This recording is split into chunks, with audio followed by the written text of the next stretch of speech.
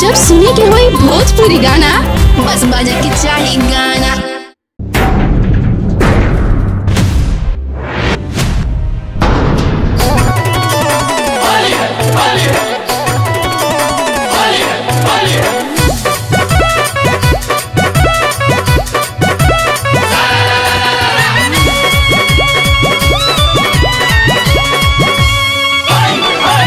मुहावा से पानी चुआता, बूढ़ावा जवान सभे मुआता। मुहावा से पानी चुआता, बूढ़ावा जवान सभे मुआता। डालब रंग होलिया में तोहरा हो चोलिया में भगलू उठा के कहे घाघारी घाघारी अरे घाघारी।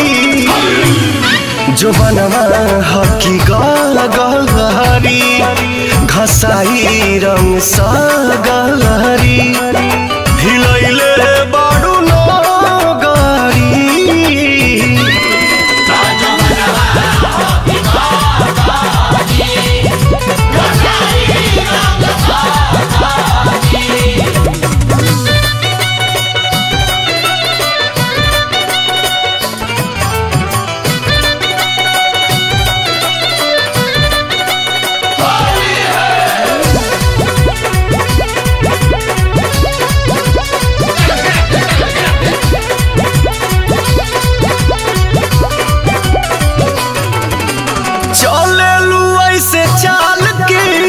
से जवानी दलकता तो पतनी ओढ़निया से दोनों जवनवा झलकता।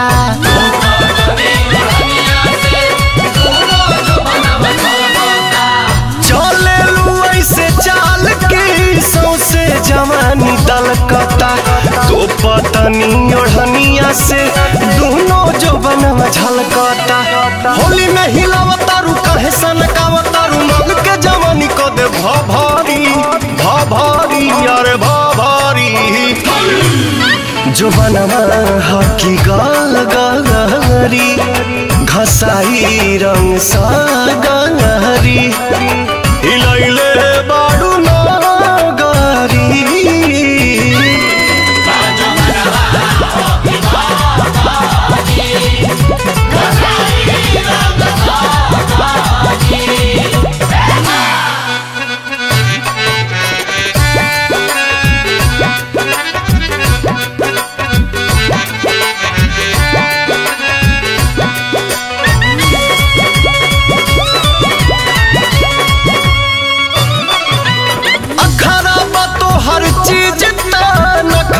करेलू बेसी अर्जुन दीपक रानू से इतना करेलू ठेसी।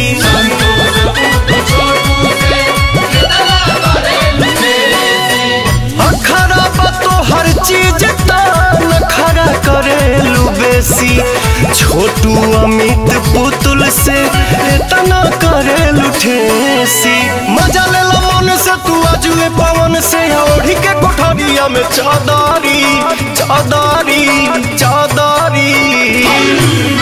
जो बनवा हकी गलहरी घसाई रंग सा गलहरी हिलैले बाडू नगारी।